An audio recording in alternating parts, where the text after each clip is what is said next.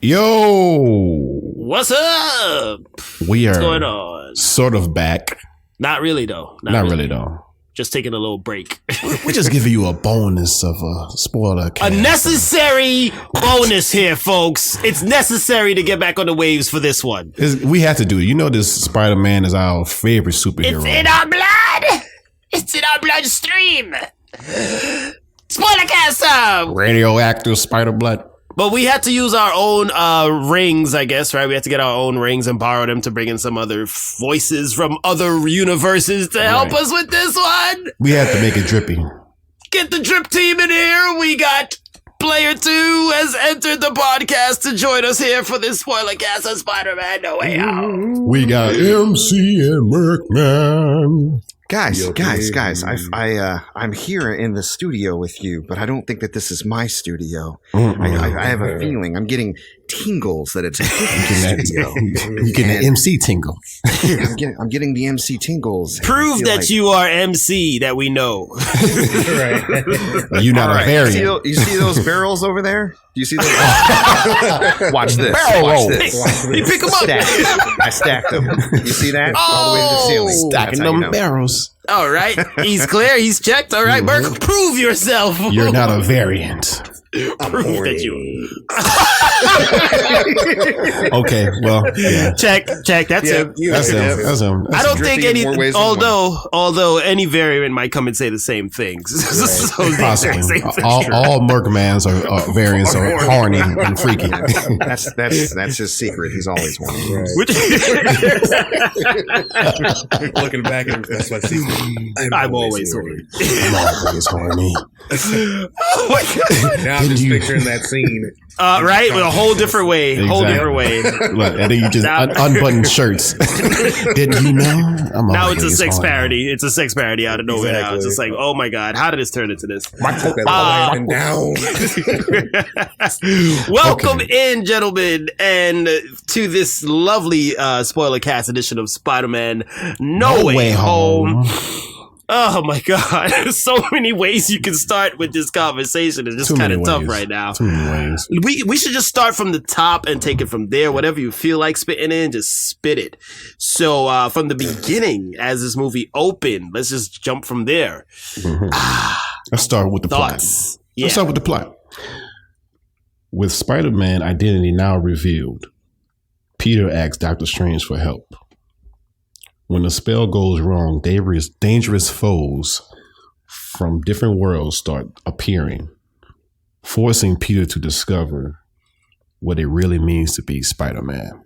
Oh boy. What it really means to be Spider-Man. That's actually that carries a lot of weight with the story. Yes, it does, dude. And what a great story it was. Since we're in spoiler view here, I'm just going to blow it off and say I lost my shit when Matt Murdock popped up on the screen. I elbowed my wife. I was like, it's Charlie Cox. Like, I knew he was showing up. I mean, I felt like I knew because of high, but like, it's Charlie Cox. My God. Yeah, I had no idea. I was just like, well, they said he might, but I don't know. And then he did. Yeah, I'm in that boat too. I kind of thought he was going to show up, and I was like, I don't think he's going to show up. And then he showed up, and I was like, oh, shit. Everyone in the movie him so perfectly. Like, they threw that brick through the window. Like, Mysterio was right. Yeah. And Daredevil caught it before Spider-Man. And Spider-Man's like, how did you do that? And he's like, I'm a really good lawyer. I'm like, you more than a good lawyer. You a badass, bro. Protect my clients.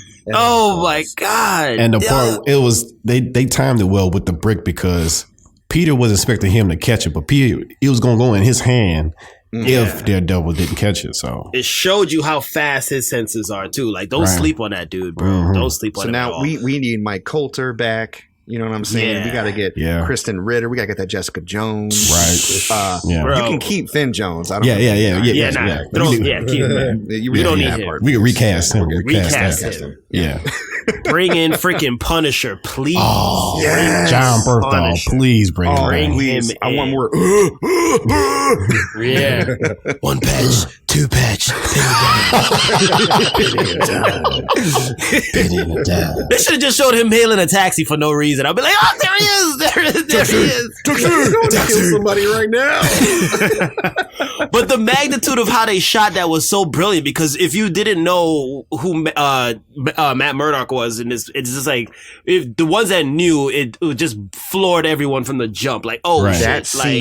That scene is a microcosm of this entire film. Exactly. It was pure fan service. If you know, you know. If you don't know, just move along. And it was only right to have him because, Peter don't have no money. Matt Murdock helped people. Right. Oh yeah. That needs, so. Broke motherfuckers. Okay. Bro.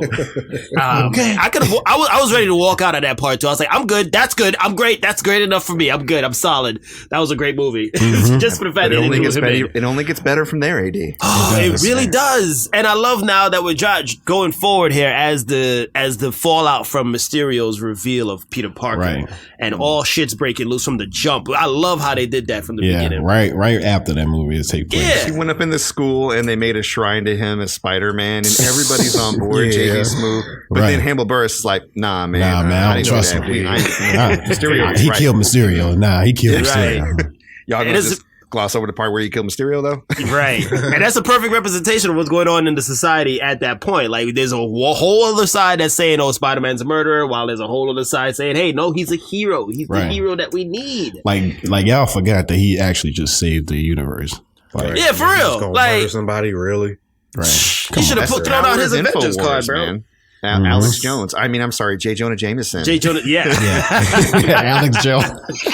They even had him selling like shitty supplements. I was like, that is so perfect. Right? but you notice, like, he's actually making money off of Spider-Man because he was in that little basement in the beginning of this whole thing. Yeah, with a green screen. Yeah. He wasn't really well funded. The Daily Bugle, and then by the end, tick, isn't it? Yeah, and then by the end, he was in the actual studio. Crew. Yeah. Mm-hmm. So they kind of showed his whole career come up without you even realizing it. Like, oh, snap. They literally showed the power of his grift and how it got him all that money. That's actually pretty clever. I didn't notice that. He's a menace. He's a menace. It kind of felt like too the Spider-Man from the PS4, right? The way J. Jonah is in that one, because he's kind of like on the airwaves while Spidey's doing his thing, and they kind of kept that in this movie too. I was like, oh, snap. Yeah, they definitely took cues from the Insomniac game. Yeah, they took cues from just everything, man. Just so many things. Yeah. Oh, but then so now he goes and he's looking for Doctor Strange's help, and I love the part of Wong just dipping out once again, like, yo, this is too much heat. Y'all don't mess shit up. I'm out of here.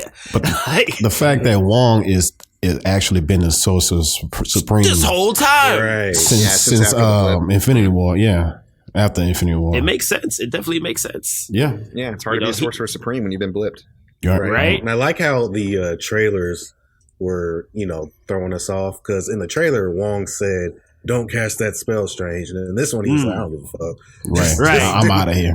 Whatever. He said, "You do you." I'm about to do karaoke with my new friends. Right. And he's always running. I think it's like 3 movies in a row. He's always been off, like going off afterwards. After he says his line or something, he's out of there. Like, that's it. He's not there for long. Yeah. No. Yeah, but speaking with Doctor Strange, and I love how they did with not making him too much of the focus. Like they let Doctor Strange do his little thing, do his part with the spell, and then dip. So it didn't feel like he was overstepping on Spidey's movie. Right. So they did that part brilliantly, man. Mm-hmm. He stepped in to be a boomer, though. For sure. Yeah.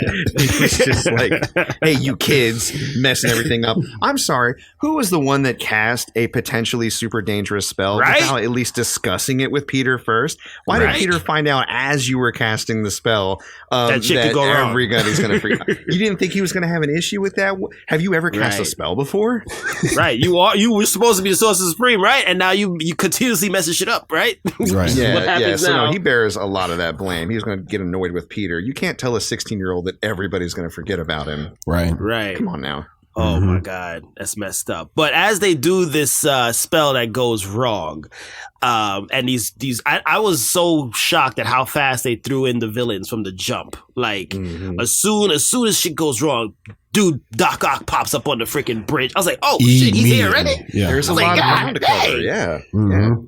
They had the pacing down on that one perfect throughout this whole movie, bro. Like, and then the part that had me scared, I was like, oh shit, Doc got what's his name? Not Doc. Green Goblin. Right before he he comes through the smoke and he gets teleported back to Doctor Strange's basement. I was like, oh shit, he was not ready for that heat, bro. But you know ready for that. You know what scene I wanted to see? I wanted to see Strange battle the lizard in the sewer.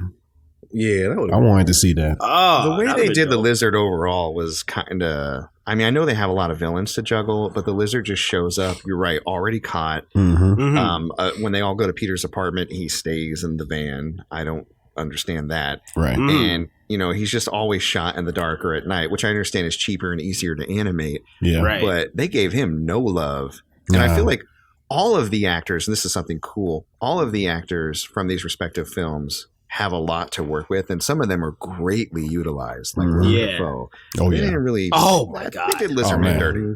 Yeah, they did. William Dafoe's a whole other discussion that's coming right Yeah, that's a whole other thing right there. Yeah. Oh, yeah. But I feel like they had to do, like, because Lizard is like, okay, how much do you really want him to do in this movie? You know what I mean? Because it's kind of like how they did with the, if you think back to Infinity War, they didn't really show how he got that first stone. Oh, no. And there was so much other things they had to cover. They was like, okay, he just got it from Xander. All right, cool. Well, they caught Lizard. All right, cool. Just take that fact. Yeah, they want you to just imagine what happened. Right. Yeah. I wanted to see it, though, but yeah. It would have been dope. What you think about Jamie Foxx new look as Electro?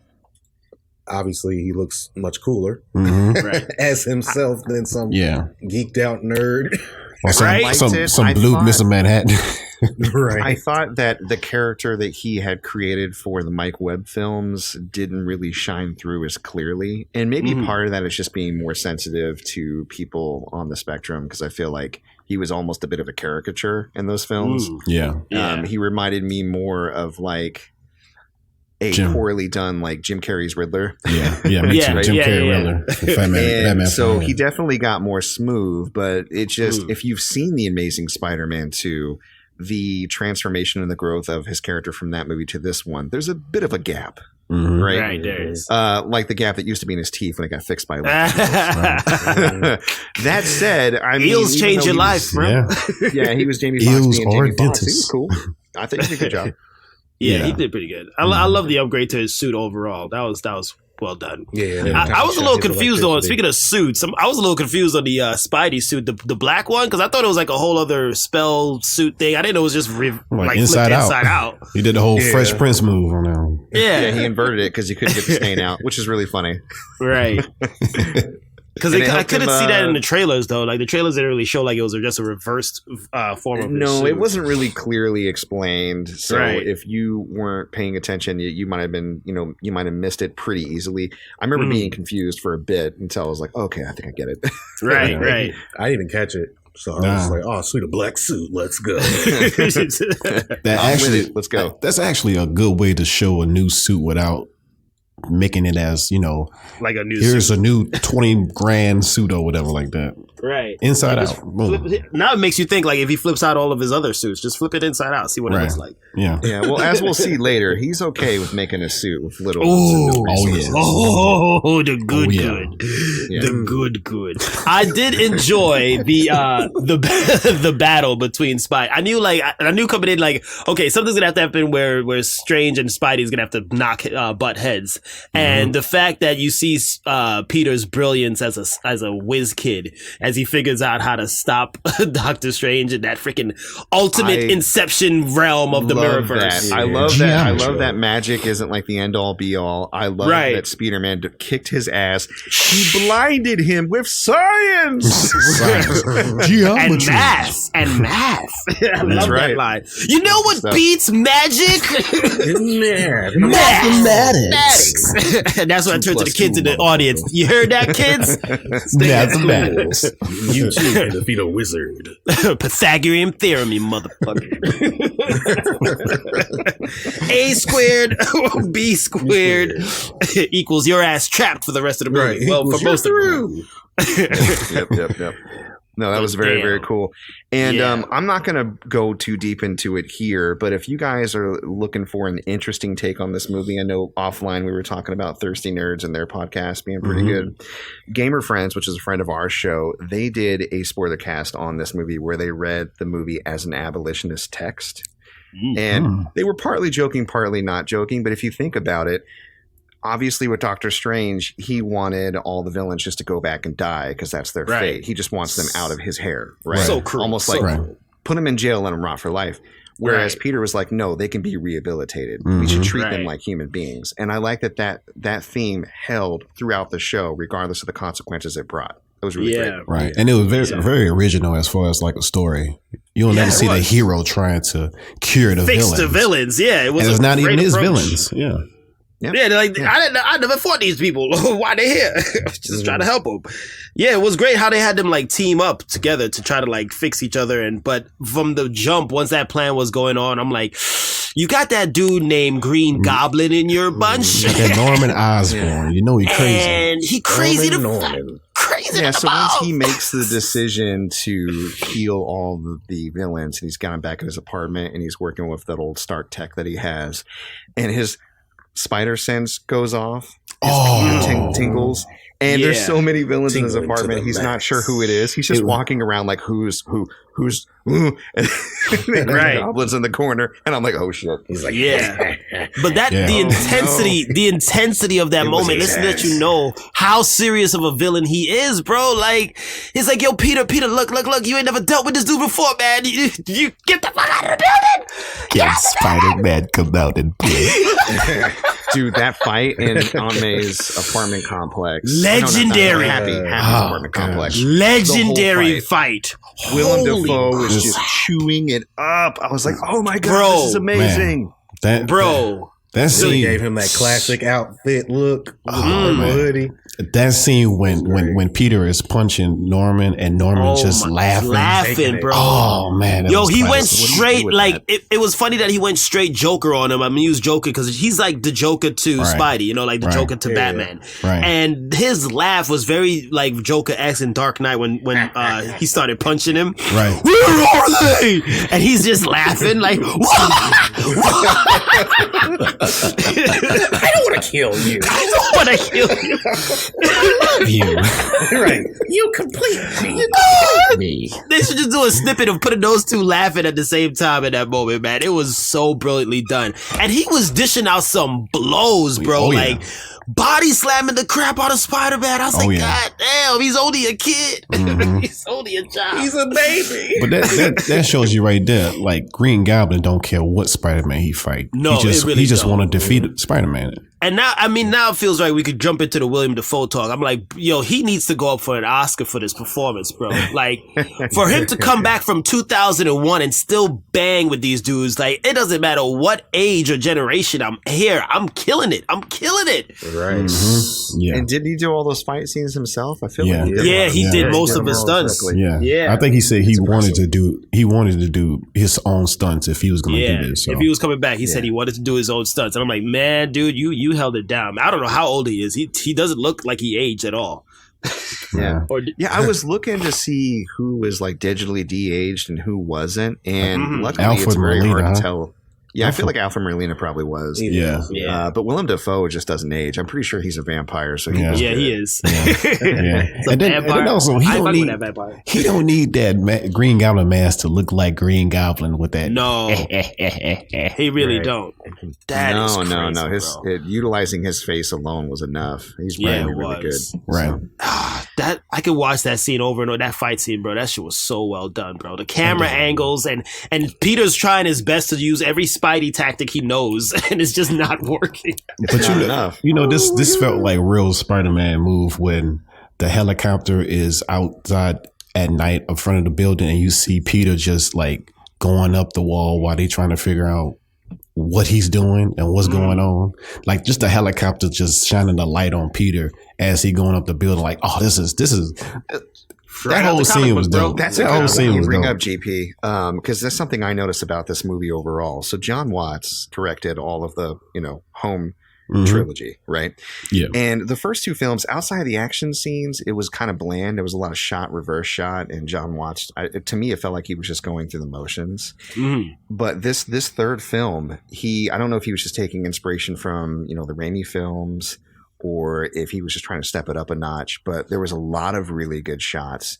even in some of the quieter moments or the A to B moments or the conversations that I thought were very creative. And I thought overall the cinematography had been stepped up. So the fact that comes through just in those little shots where Spider-Man is being Spider-Man, I completely agree. I thought he did a really good job, and he should be recognized for that. There needs to be recognition. And I think they're trying to also push for this movie to be Oscar nominated for Best Picture, right? They're making a campaign for that now. So that's a big of a bit of a reach there for a comic book movie. Yeah, I was going to say, I got some issues with the movie that we'll bring up, but I also, that may or may not play into our rating. So, right. This whole fight, of course, culminates into Green Goblin coming to the forefront as the main villain of this movie, I would argue.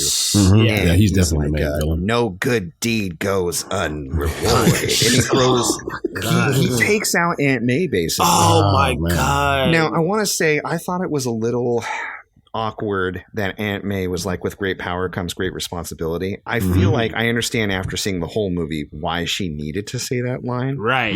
But at the time, it felt just like, oh, I'm something of a scientist myself. And I'm like, okay. Right. There's a fine line between fan service and just remember the thing. He did the thing. It's a little cringe for me personally, but I was enjoying the whole thing so much I let it slide. So when she said that, I thought that was odd. And then, of course, you think she might be okay. She's like, I just need to rest.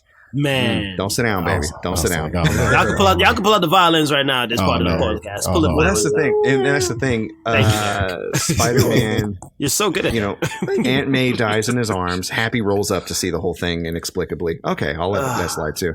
Right. And I thought it was very emotional and very sad. And I thought Tom Holland did a really good job. That Marissa Tomei was excellent. Oh, yeah. The thing that really got me, though, the thing that actually got me to cry was... You shed a tear, bro?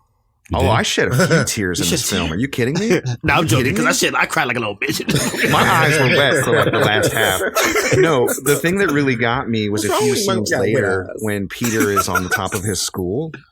And Mary Jane and Ned, they know exactly where he is, so they go to see him, and he just breaks down, and they like hold him for a second as friends, like wordlessly. That got me. Yeah, wow. That's all he have. Yeah. How are you, Murk man over there? How are you at this point of the movie? At this point in the movie, like, I'm feeling all the emotions, but at that point, I was still kind of sick, so I wasn't able to like just feel it and cry because I wanted to cry, but I couldn't. My wife was crying, so I was like, okay, she's gonna cry for both of us. But I was just like, oh my God, not Aunt May, not fine Aunt May. Oh yeah, right. But honestly, basically, that part didn't get me. That part didn't get me like I thought it should, but I think that's because of the Spider-Man PS4 game. Because spoiler alert, that game. Like, that one got me. That one hurt that above, bro. That one hurt. Dog. Because you see Peter struggling with wanting to save her and the city, sacrificing everybody else. I think it's more so because that's like the first time we see Aunt May dies in anything, really, if you think about it. True. Yeah. I mean, if you don't really read the comics. Deliver us! Finish it! Finish it!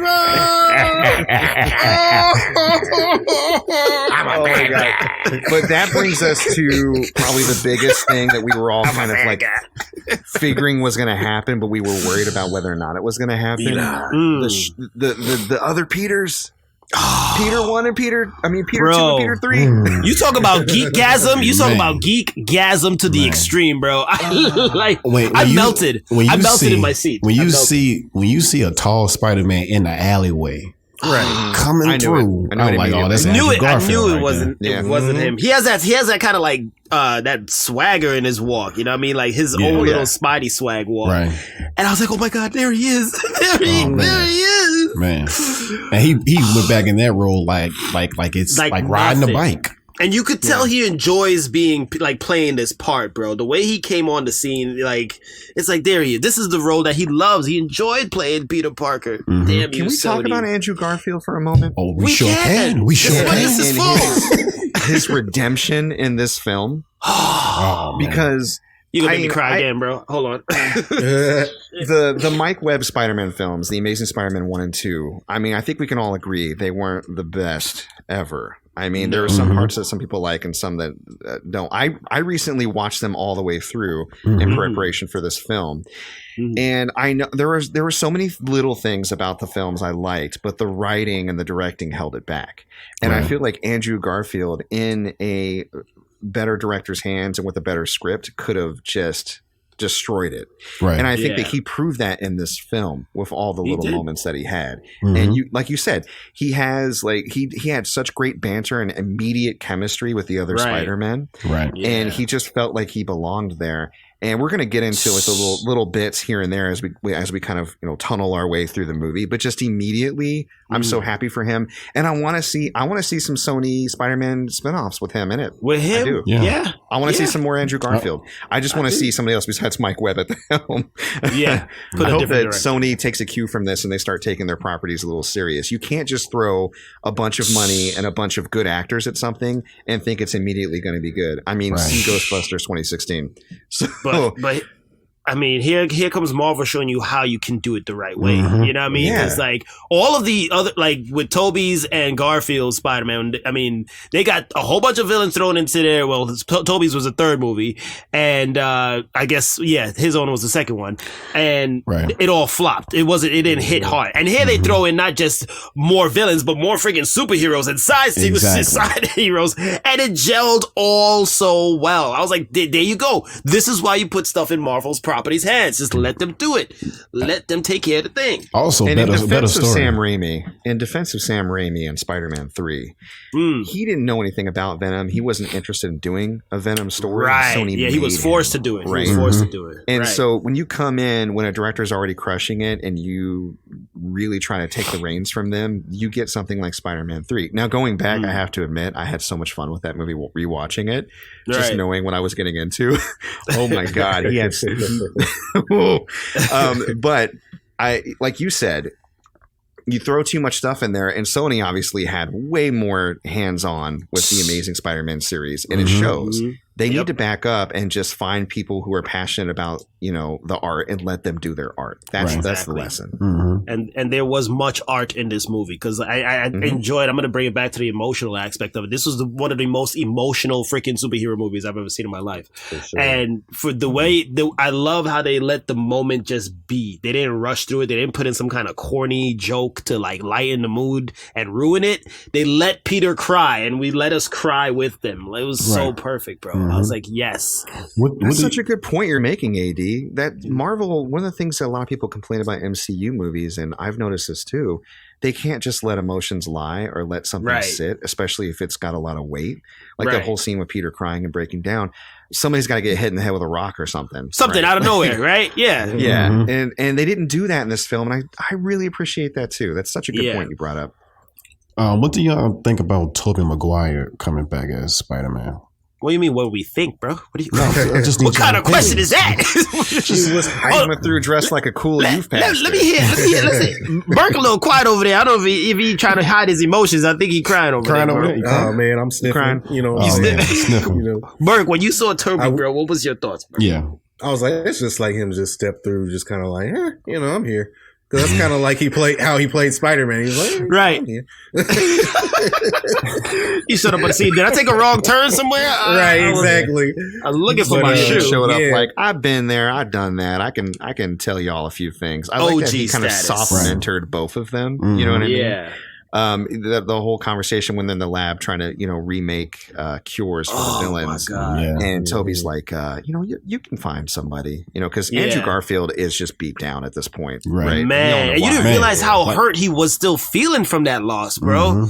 Because they rushed that damn thing in that movie, like they didn't let that moment sit long enough. That's the last we saw of him, right? Was him failing to save the love of his life, and goddamn, whatever you feel about the Amazing Spider-Man 2, that scene with Gwen Stacy, that final scene, brutal. That's what carried the movie. That's what, I guess, saved the movie. If you want, that's kind of weird to say save it, even though he didn't save her. But that's what saves Amazing Spider-Man 2 was the loss of Gwen Stacy and how he had to go through that. That scene to me was like when Thanos snapped at the end of Infinity War. It's like, I can't believe they actually, I knew for it to be a good movie, they would have to do that. Right. I can't believe they actually did it.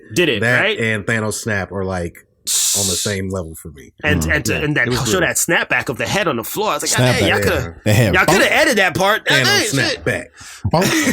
No, they went straight from the comics and they're like, this is how it goes. Yep. Damn. But go ahead. Okay, sorry, go ahead. No, you go ahead. Okay. No, I mean, with Toby coming on the scene, man, you can see how much of a veteran he was at the game. And he comes in, he's like, he has so much knowledge. You know, he looks so worn out as Spider-Man. I love how his look was. He's like, bro, the battles I've been in, bruh.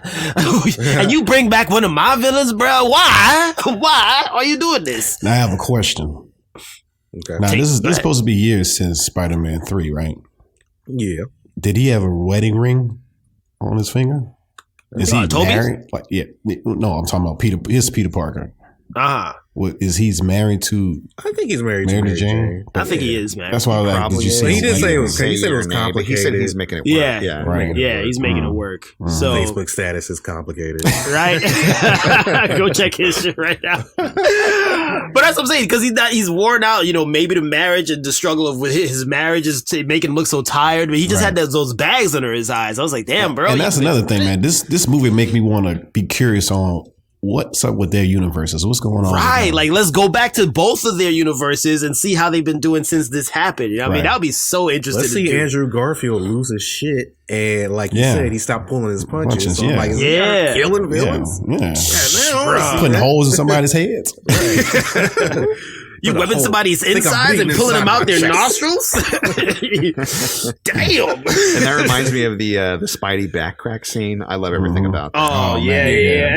Good call. My back. Can we just take a second to sit and think, just sit with the fact that Tobey Maguire as Spider-Man got his back cracked by Andrew Garfield as Spider-Man. Right. And they were both like bonding. Exactly. What is this movie? Yo, no, literally, I'm glad you brought that up, because I sat there and even though it was just conversation, I was having the time of my life. I was like, yo, just keep talking. Keep having them talk to each other, please. This is gold. It was sheer gold. This fact that they were freaking out. Fiction. Yes, it was. And that's another thing. You wasn't expecting them to be on that much screen time as they had. You know what I'm saying? It was the best Christmas gift, bro. The fact that it came out around Christmas, I was like, this is the happiest Christmas ever for me right now. And for all of us, for all Spidey fans. For all Spidey fans everywhere. Like, yes. I felt like I was literally unwrapping my Christmas gift. I was watching this movie, bro. I was like, oh my God, Merry Christmas. And just everything about the final confrontation was perfect. I love how they were getting their ass kicked. Right. And then they rally and they have that cute conversation about the Avengers. Like I was in the Who are the Avengers? That sounds great. That's awesome. Who are they? Are they like a boy band? Is that like you were out, and then they like, you were in a band? You were in a rock band? You were in a rock band? And bro, scale it back for a sec. When they were geeking out and in amazement at Toby's ability to have organic webs. Holy shit, like, does it come out of other places? That was good. That was really good. And you see Andrew Garfield like looks up on him all strange, like bro, where's that shit coming from? They're talking about going to space and all the villains, and they had that meta moment where Andrew Garfield goes, "I'm lame," and then Toby's like, "Amazing, a Russian guy, right?" Oh my God! Right, and the way he was saying it was like, because you know, on the outside of it, everybody's like, yeah, his movies were the weakest of the bunch, so they kind of like were playing off of that. You know? Also, he is the Amazing Spider-Man. So and and the way Toby was like, no, you're amazing. No, you're amazing. I was like, yes, because this movie was Amazing Spider-Man. Yes. And did you notice how they had Andrew sitting on the pipes, right? They had Toby standing and they had Tom Spider-Man over the Statue of Liberty. Like they was like basically, I don't know, in a weird way trying to feel how Andrew was feeling. He was like lower than everybody else. You know what I'm saying? Shit. That's the way I saw it. Well, if we're going to go there, the biggest thing, the hugest thing, the thing that probably got the most tears out of me, like I thought I was going to leave the room, was when Mary Jane was falling. And Tom Holland goes to save her, and then he gets bodied, and Andrew Garfield goes to save her, and I was like... and then he saves her, and then he's like, "Are you okay?" And she looks at him, and his face is wet. Yes, and she's like, "Are you okay?" And he's like, "Yep." Man, that was that's wonderful. That's one of the best moments in entire Spider-Man. movie. One of the best moments in Spider-Man history, right now. I mean, Yeah, my favorite part of the entire movie was inspired by my least favorite Spider-Man film. Amazing. That's crazy. Yeah. Yep. That's crazy. Yeah. And now it makes you appreciate those attempts that they did at making Spider-Man. You know, like this movie did so well of weaving it all together to make it feel more important than they were when they first came out. I appreciate Andrew Garfield for sure. Yeah. For real. Yeah. It's Like, I funny didn't go because back and be without like- the failure of like Spider-Man 3 and those amazing Spider-Man movies, this movie could not be what it is. Yeah, exactly. Right. Exactly. That's what I think is so cool. Oh my God. Speaking truth. Because the way I see Toby as a great Peter Parker. I see Andrew as a great Spider-Man. But They're I see all Tom great. as like more both. I think they're all goated at this point, bro. Like from that movie, all three of them are just goated right now, man. Yeah. They get to be, and then I think like Tom Holland was saying behind the scenes and when he was talking about the experience, it's like they have this brotherhood that no other actors would have right now. They all carried the mantle of Spider-Man. Mhm. Yeah. So We're all Spider-Man at the same time. This is great. I'm sorry. I'm going to trail it back. What you think about the scene where they cured Alfred Molina's Doc Ock? That moment. Yeah, I was just like, yeah, it's cool. They needed somebody else to help out because Goblin's wreaking havoc. If they had to still fight Doc Ock as an evil Doc Ock, I'm sorry, bro. That battle was not turning out proper. That's That right. thing would have gone sideways.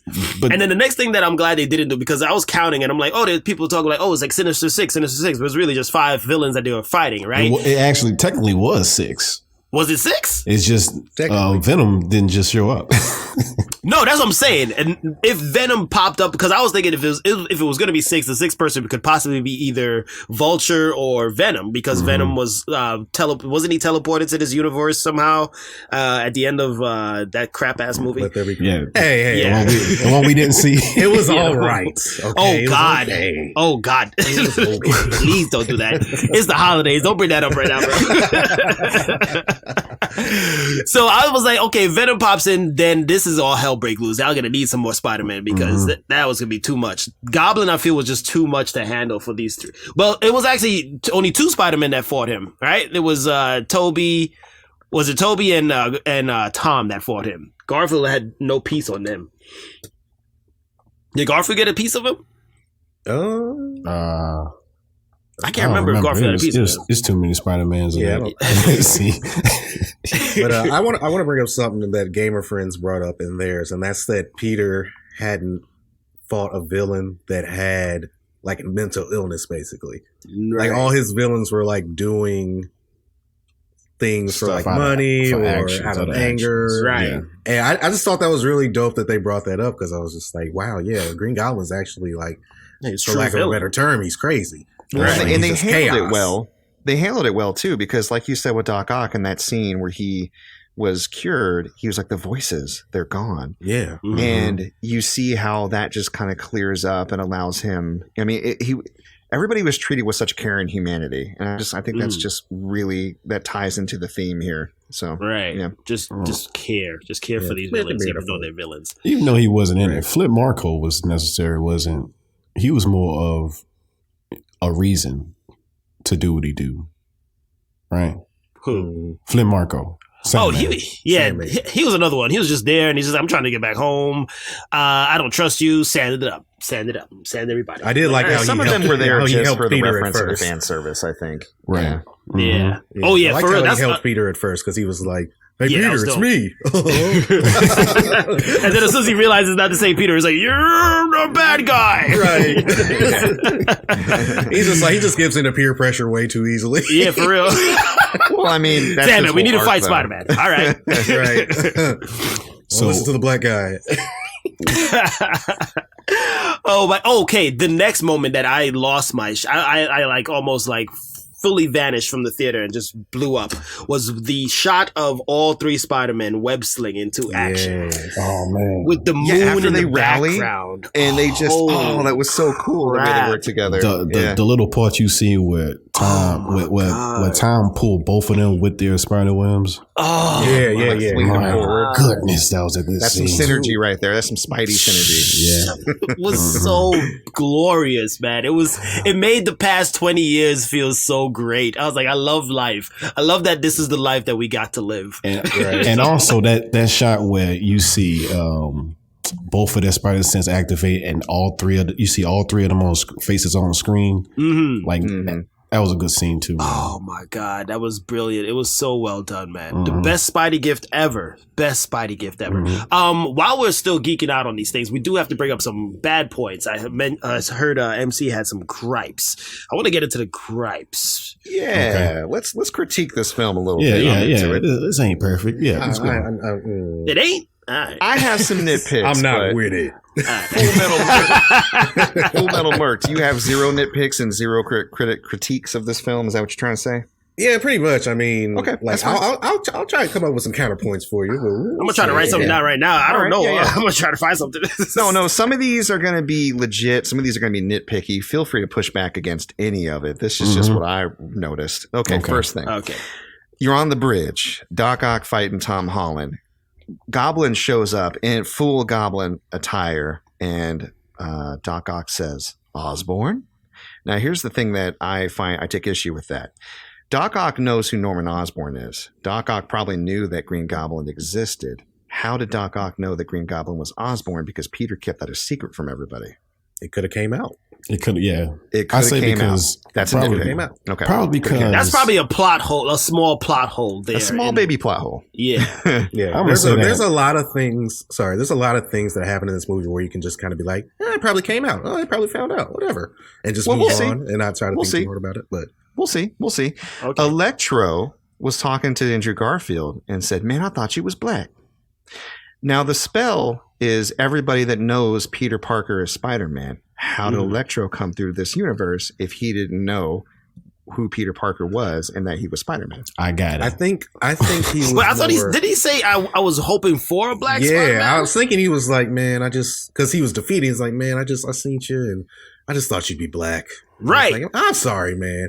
I don't think he was saying like he thought he was black. I see what you're saying. Who he was. Right. But it's just like, he's helping poor people. I think I got this one right here.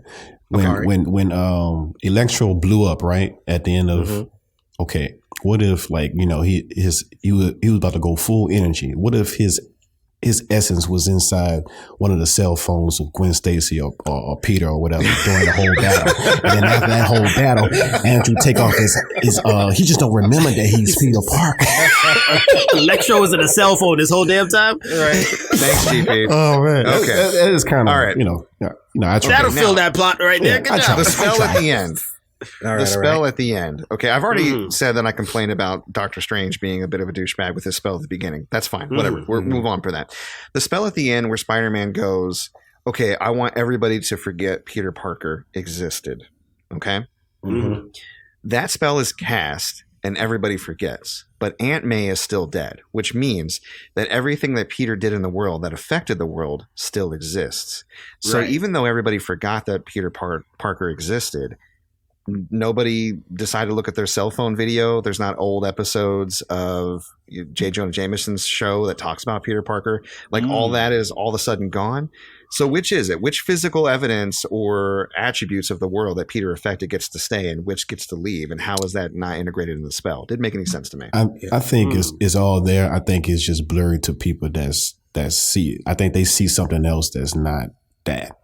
Magic carrying a lot of weight in this film. I'm assuming that the records have either disappeared or, like GP said, like it's blurry. Like, like they've been altered. Yeah. I'm sure MJ and Ned know that they had like another friend was like, who was that guy that we say? I don't remember. I don't remember, but I know I think of it like. I think of it like the Men in Black thingy, right? Like you flash it and then shoom, you don't remember him anymore, and the other stuff is still there, but you just don't remember. But remember in Men in Black when he did it too early and she looked around and saw the evidence and then remembered again. Right. So in this film, if you just bring up your cell phone and go, "Why am I filming this kid? Who is this kid?" Yeah, and you're just going to be like listening to his old episode. It's going to be altered to everybody's eyes, I guess. I don't know. That's a good question, though. Yeah, it's a bit of a plot hole. Now, again, I'm going to get to my rating later and whether or not that actually affected my overall rating of the movie. But it's something that I felt was a little sloppy. The last thing I had a nitpick initially, but I fixed it myself. So no need to push back. I'm going to push back on myself. All right. Use his own spell on himself. I use my own spell. At the end credits scene, Venom is there, right? They have Tom Holland as Venom. And he's like, okay, so you're telling me, like he's talking about the MCU and the history of it with this bartender. Right. How would Tom Holland appear there when he doesn't know Peter Parker is Spider-Man? And I know how it happened. In the post-credit scene of the movie that nobody saw, Let There Be Carnage, Venom said he was part of a hive mind of Venom in different universes. So the Venom in Spider-Man 3 who knew Peter Parker was Spider-Man connected with the knowledge of the Venom in the Tom Hardy, too many Toms, universe. And so that's what zipped him to the multiverse. So I thought that was kind of an interesting little throwaway thing they put into the Venom movie nobody saw. I'm glad you made that correction. I didn't really too much care for the Venom anyway, so I was just like, whatever. I'm glad he's out. Thank you for leaving your little spot piece there so that we could actually do we already have the symbiote. Right. I wish they told for Grace would have shown up. Symbiote. The hell. I know. Symbiote. Oh my god! So but I love that part though, because now it's like Marvel could actually do Venom proper, which is what the excitement is for now. Mm-hmm. Yeah. Hells yeah. Does anybody think that Topher Grace should have showed up?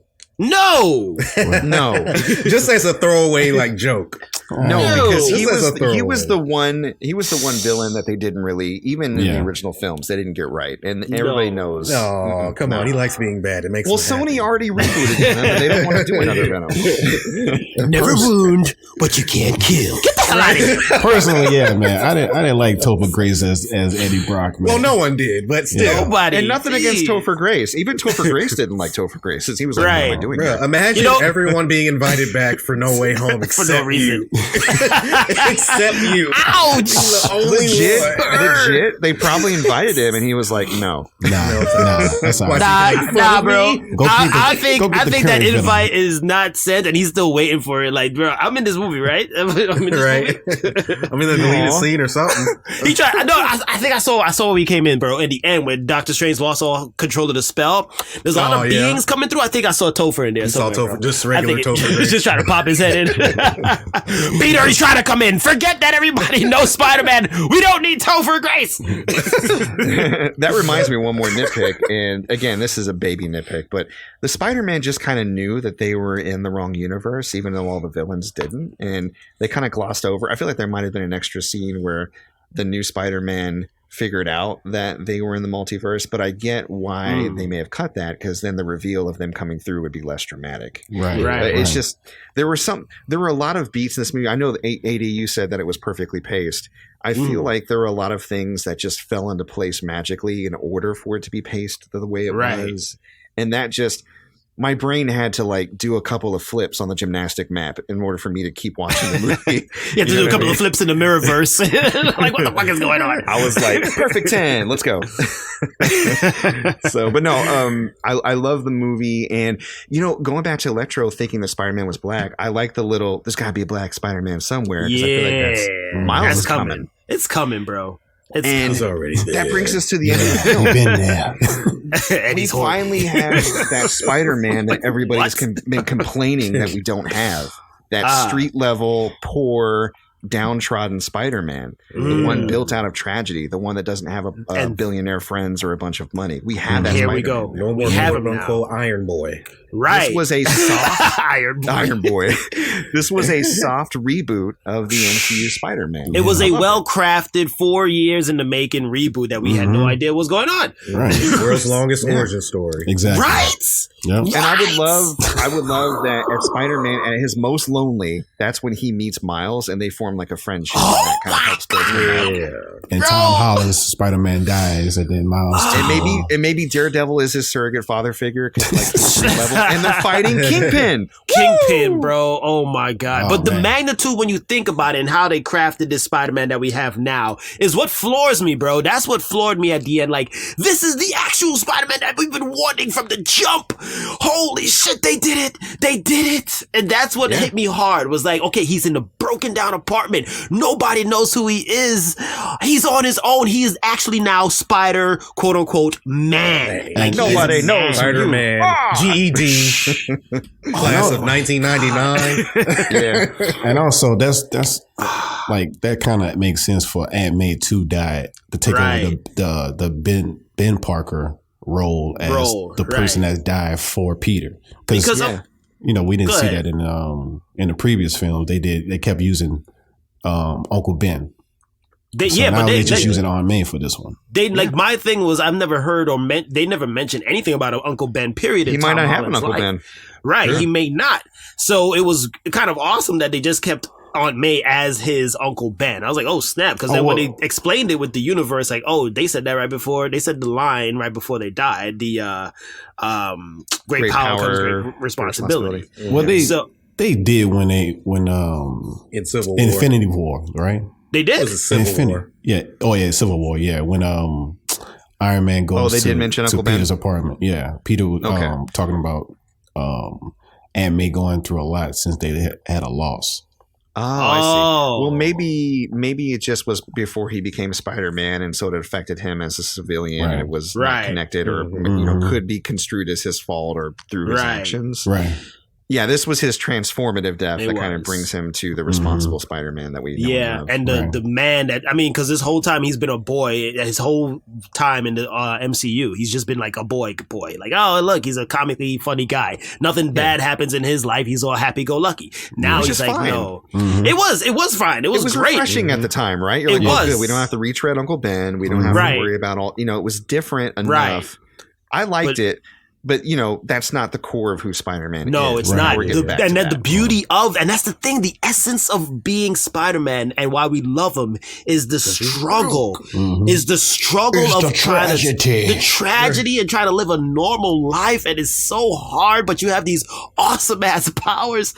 It's so many different things that we love about him. And they did it. We got him. Yeah, so I want to, go ahead. Go ahead, GP. Go ahead, Mark. Go ahead. Okay, I was going to talk about the end where the spell is cast, everybody forgets him, and then he goes back to see Ned and Mary Jane. That was rough. Because they actually confirmed that she is not Mary Jane. Her name is like something else. I forget Jones. what it was. Yeah, Melissa something. Jones. So she's MJ. So she's not actually Jones, Mary Watson. Jane. She's still Watson.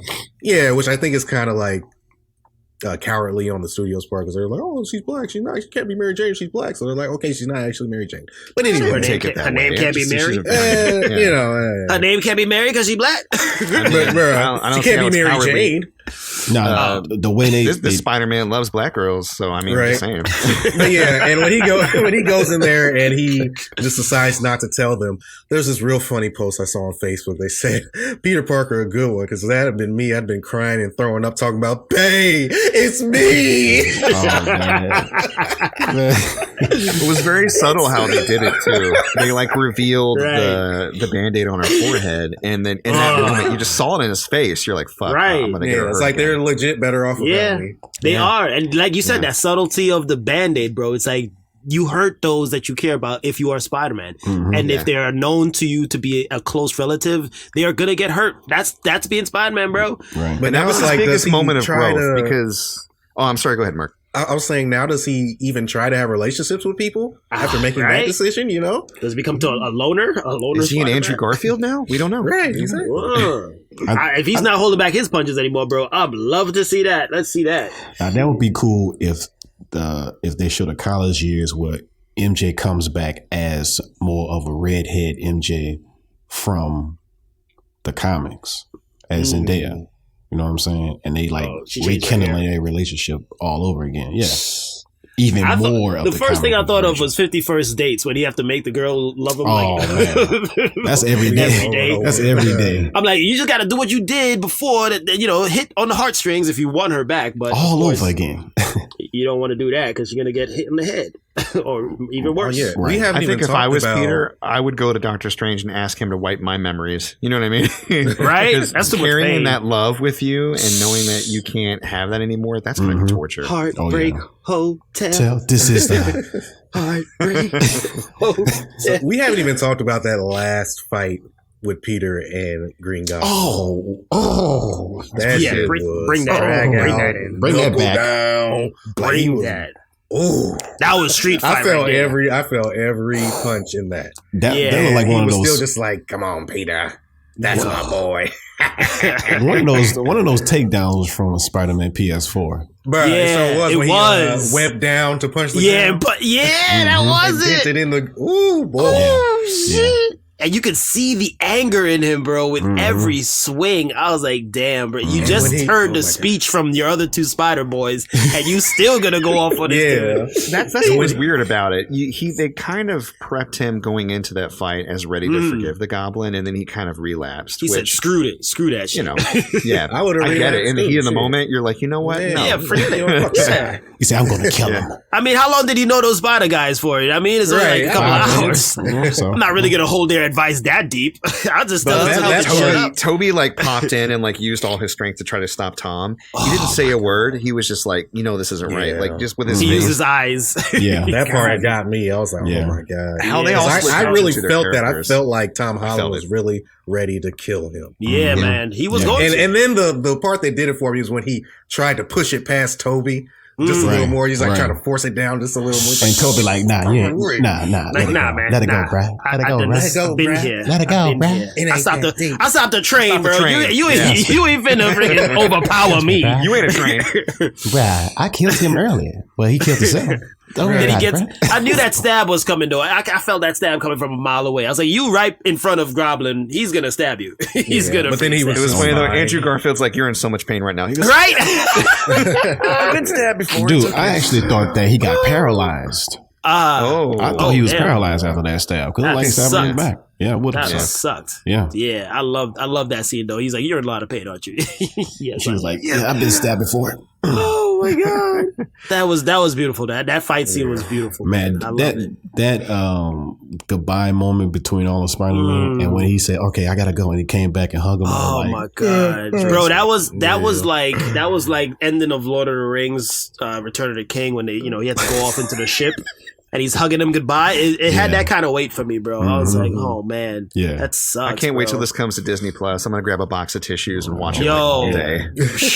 Dude, I'm praying for like an extended 30-minute bonus. Can we just get 30 minutes scene, more? Like, okay, yeah. So to go with gripes, that's my gripe. I wish it was at least 30 minutes longer. Please. Just give me a little more. I just wanted more of it. That's what I wanted. Gee, did you have any gripes with this movie? I think, my only gripe was what I mentioned earlier with Stephen fighting the lizard in the sewer. I wanted to see that fight. Oh, you want to see that happen? Yeah. Maybe it happens in the 30-minute extra. You never know. Maybe. Could be there. Yeah, it was good. Oh my god, yes! Extended edition. Oh, yes. All right. So I think did we cover everything? Did we cover everything as much as we can? I said everything I want to say other than my final thoughts, yeah. I think I want to throw back in that scene where they were coming up with a plan on Cure. That part was brilliant. And they actually acted out the meme of the Spider-Men pointing at each other. Yeah, Peter. He's Peter. What Peter are you talking about? Which Peter are you talking about, bro? Peter Parker. We all Peter Parkers. He's Peter Parker. He's Peter Parker. I'm Peter Parker. The white one. The white Peter Parker. We all white. He's white. We all white. The one with brown hair. The brown-haired Peter Parker. We all got brown. He got dark brown hair. The nerdy Peter Parker. Well, he's a pastor nerd. God damn it. He's a spider nerd. Great seeing all of their scientific minds working nerd. together, man. That was brilliant, dude. Just seeing that moment. It was great. Ultimate fan service movie. Spider Bros. All right, so I guess we give it ratings now, right? Out of 10. Let's go Murk Man. What's your rating here? 10 out of 10. Amazing time in the theater. The fact that everyone in the world was just like, fuck COVID, I'm going to the Hey, I'm triple boosted. We wore masks. Even so, it's like, there are people that aren't, and they're like, Spider-Man. Right? $1 billion gross so far. Yeah, they beating COVID. Yeah. They beating COVID for sure. Wow, that showed that Spider-Man is more powerful than a pandemic. Damn. Yeah. Spoilers are, I went because I was so afraid of being spoiled. Right. That's another thing. Yeah, Toby stopped the train. Tom Holland and he stopped the pandemic. Holy shit. power. But yeah, of 10 out of Spider-Man. 10. I have no issues with the movie whatsoever. It was beautiful. It was very emotional. Like I was so shocked how emotional that movie was. I was like, I'm about to cry like 4 or 5 times in this bitch. I got a question. Would you guys see a Spider-Verse, a live action Spider-Verse movie? I mean, they just showed we did just see one, yeah. Well, like more dealing with everybody would see it. More dealing with the Spider-Verse, like multiple more Spider-Man, different type of Spider-Man, not just Peter Parker's. Yeah. Yeah, I mean, of course. I mean, I watched it. Was done right. It was done like this. Into the Spider-Verse already, I think it's still a better movie than No Way Home. Right. Yeah. But, so using that logic, I would just want to keep them doing the animated ones. Yeah, I think you keep that Spider-Verse stuff for the animated realm. It might work best there because I can't picture a CGI ham pig freaking Spider-Ham talking. It wouldn't feel right, bro. There's things that you can't do. Hey, man, Spider. When you say Spider Pig, what's it? Spider Pig. I'm like, oh man, wash my hands. That's why they're wet. That's no other reason. Oh my god! All right, MC, your rating, sir. All right, so you know me, I do out of 5. 5 being a perfect movie. I honestly, after everything that I've said, they nailed the fan service in this so hard. And they put together a movie that, just like the original Avengers, I never thought I would see in my lifetime. The momentous occasion of the film itself and the fact that they really did nail it despite its flaws. 5 out of 5. Ah, brilliant. Perfect film for me. Yes. Oh, you can see which way they Welcome to the spider side. something. Spider side. That sounds like killing every spider in the world. Right? Spider side. It gave me Spidey. It gave me Peter Tingles. Yeah. The movie gave me Peter Tingles. 5 Peter Tingles for you. Yeah. 5 out of 5 on Peter Tingles. Okay. 10 out of 10, easy. Easy. Nothing else to be said? Nothing else to be said. Spider-Man all day.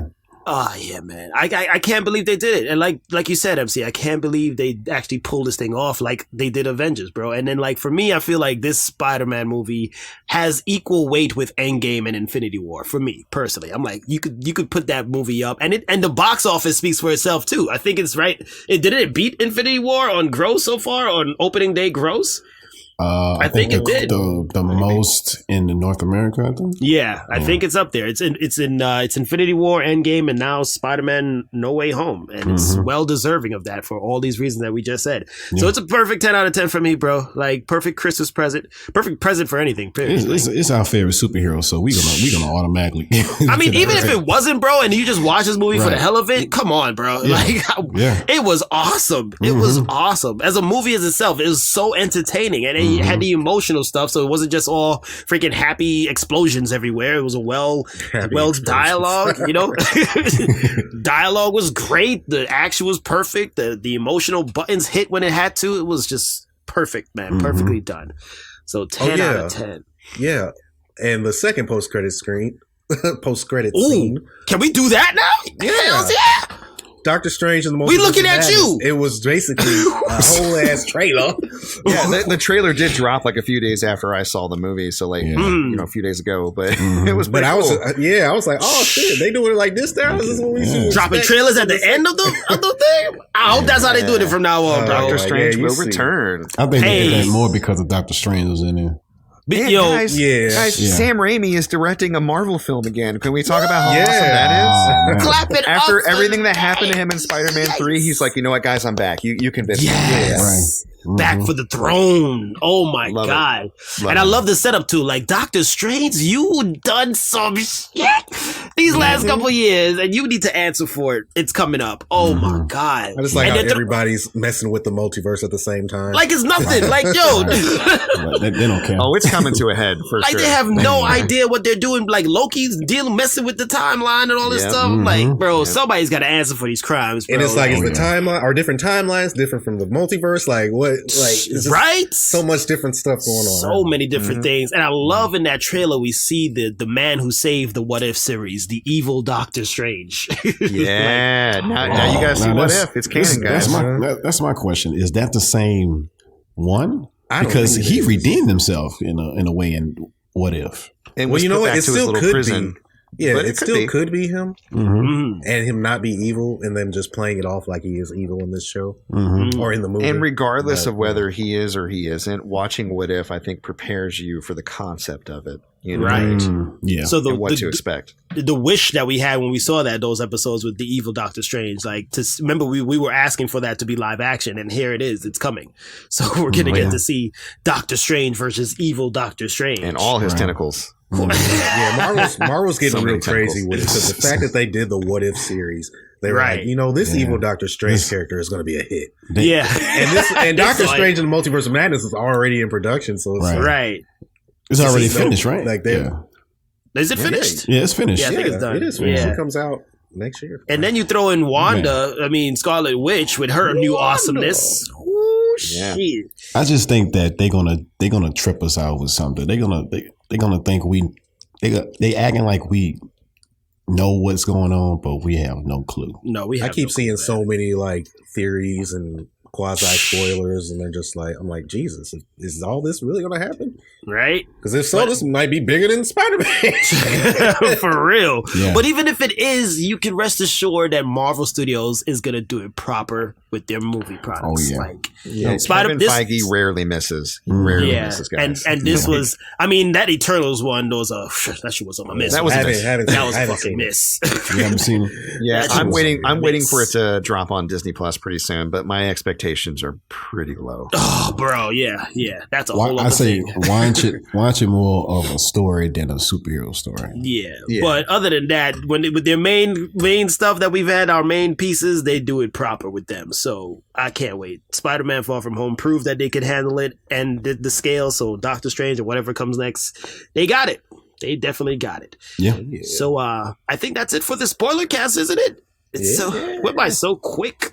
Wait, I got one more question. What? No, I'm going back. God damn it. When Andrew, you said 10 out of 10, G. That's it. And you said you didn't have anything else to say, G. I did. But listen, he opening up another spell. God dang it! when Andrew Garfield's Peter Parker said, "You have magic in your world too," like, does that mean he has his own Doctor Strange in his universe? Did he say two? I thought he just said, you guys have magic in your world in addition to all this other shit? No, right, that's what I thought. Yeah. He said, oh, you have magic in your world too? Well, yeah, but I thought he meant two as in you went to space and you have magic. Yeah. Like, that's dope as fuck. Yeah, I think that's how that 2 came out. We have to look at that movie again. I think it was him going, your world has so much shit my world doesn't have. I got a mechanical Russian rhino. That's about it. Yeah, I think that's what he was referencing to. Is it okay? I'll see it. I gotta see it. Just watch it again, G. I'm gonna watch it. Like you have an option. You're gonna watch it again. Yeah, you're gonna watch it again. Yeah. All right. So thank you, fellas, once again for Player 2 has entered the podcast, for joining us, MC and the Murk Man. You want to drop any tags before we get on out of here? Oh, yeah. Yeah, so I am a online eBay reseller. I sell video games, toys, electronics. If you want to check out any of that stuff, you can go to ebay.com/str/gamergoodies and more. I'm on Instagram at gamergoodiesmore and Twitter at goodies_more. I want to know what that more is about. More, it's a lie. Then you gotta go to the website. It's a lie. I want to know what that more is about, though. Honestly, he wasn't playing. Working with Derrick the past couple of years on the podcast, it's not more. It's the most. He does the most. Yeah. He does the most. Why are you touching yourself? Get off the table. I got a spray bottle and everything. Not I got a picture for sale of myself. And it says the most. The most. Yeah. This is the most. The most metal Murk. Oh my God. All right. So if you enjoyed this nerd talk today and you enjoy video game and nerd talk overall, that's what we bring to the table every single Sunday. So come on over and check us out, the Player 2 crew. We're at anchor.fm/player2 is enter the pod, but we're available pretty much in any other platforms that you can listen to podcasts on, including Breaker, Google Podcast, Overcast, Pocket Cast, Radio Public, Apple Podcasts, and Spotify. There you go. Ooh, I love that part. I love that part. We're really pushing social media. I don't want to give you the whole spiel, but I want to give one in particular because we're doing pretty well on it. If you're on TikTok or you've been trying out the YouTube Shorts, which is their version of TikTok, I've been kind of downloading stuff from our TikTok over there. You can go to tiktok.com/@player2 is enter the pod or look up Player 2 is enter the podcast on YouTube. Check out some of the regular videos we put out, clips from our podcast, extra stuff about Derrick's pickups, my amiibo obsession, things like that if you're into it. So there you go. Sweet. Okay. And G, anything you want to add? We'll be back in January. We'll be back. We coming back. We call it like I don't see it. We'll return. We will return. We'll return. That's our trailer. That's our trailer. Yeah, that's the end of the credits. We'll come back. You guys will know we'll come back. We don't have a date yet, but we'll web sling going back in here. Yep. Once all things level out. So that was that guy known as GP. Wow. And that was that guy known as AD. And once again, Player 2 has entered the podcast. They have joined us, and those are those fellas, MC and that man known as Murk. And now it's time for us to pay some web slinging dues. And we should web sling on out of here. We'll catch you guys in the new year. Happy New Year, everybody! Happy New Year. Throw! Pop them bottles! Spotty champagne. Oh, that sounds like a good one. Spotty champagne. Book it. So peace! And douches. Webbing out of here.